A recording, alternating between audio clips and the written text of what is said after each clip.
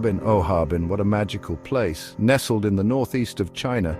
It's a city that truly comes alive in winter. Imagine a landscape draped in white, sparkling ice sculptures, and a festive spirit that warms you from the inside out. That's Harbin for you. I was lucky enough to visit during my travels along the Silk Road, and let me tell you, it was an experience I'll never forget. Harbin is the capital of Heilongjiang province, a region known for its long, snowy winters. Now, I'm no stranger to a bit of cold, but Harbin's temperatures can plummet. But don't let that put you off. The locals are well prepared, and trust me, once you see the beauty of the city in winter, you'll forget all about the chill. The Songhua River, frozen solid in winter, becomes a playground for ice skaters and a stage for magnificent ice sculptures. Everywhere you look, there's something to marvel at. Harbin is a city that embraces winter, and I couldn't wait to dive into its frozen wonderland. Now let me tell you about the main event, the Harbin International Ice and Snow Sculpture Festival. It's the largest ice festival in the world, and it's truly a sight to behold. Imagine enormous ice castles, shimmering pagodas, and intricate sculptures, all carved from ice and illuminated with dazzling lights. It's like stepping into a fairy tale. The festival takes place from late December to late February, and during this time, Harbin transforms into a magical ice kingdom. People come from all over the world to witness this spectacle, and I could see why.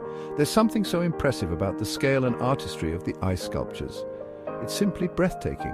I spent hours wandering through the festival, my breath catching in my throat at every turn. There were ice slides, ice mazes, and even ice bars. It was an experience that appealed to the child in me, and I couldn't help but feel a sense of wonder at the creativity and skill on display. Harbin has a fascinating history, and you can feel it in the air. The city was once a vital stop on the Trans-Siberian Railway, and as a result, it has a distinct Russian influence. Walking through the streets, you'll notice elegant Russian architecture, charming churches, and even the occasional street sign in Russian. One of the most striking examples of this architectural blend is St. Sophia Cathedral.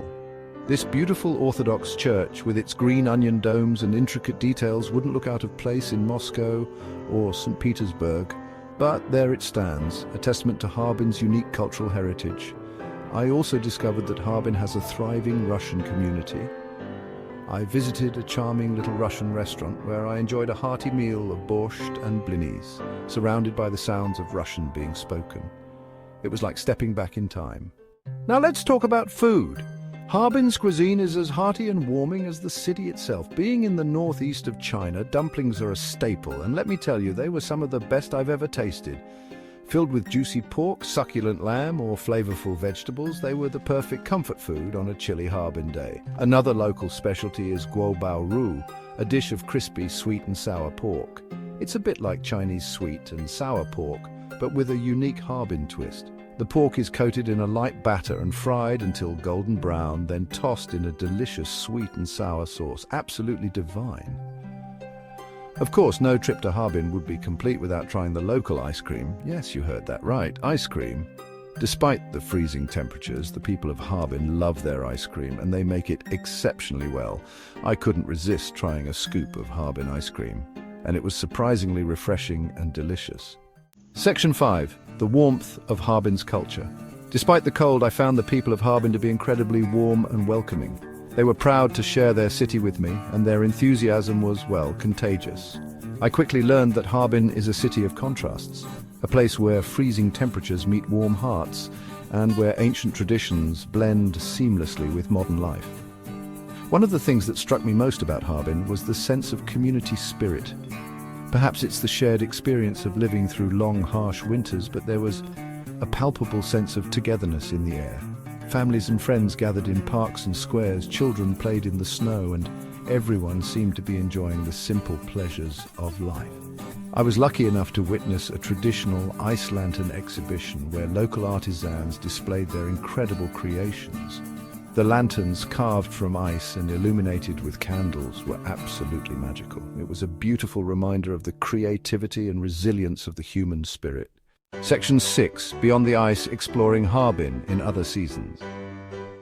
While Harbin is best known for its winter wonderland, it's a city worth visiting in any season. In spring, the city comes alive with blossoms, and the parks are filled with the sound of birdsong. Summer brings warm, sunny days, perfect for exploring the city's many temples and gardens. Autumn paints the city in vibrant hues of red, orange, and yellow as the leaves change color.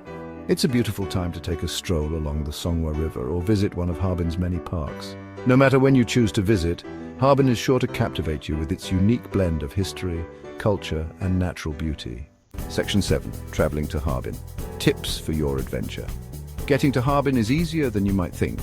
The city has its own international airport with direct flights from many major cities in China and other parts of Asia. You can also reach Harbin by train with high-speed rail connections from Beijing and other major cities.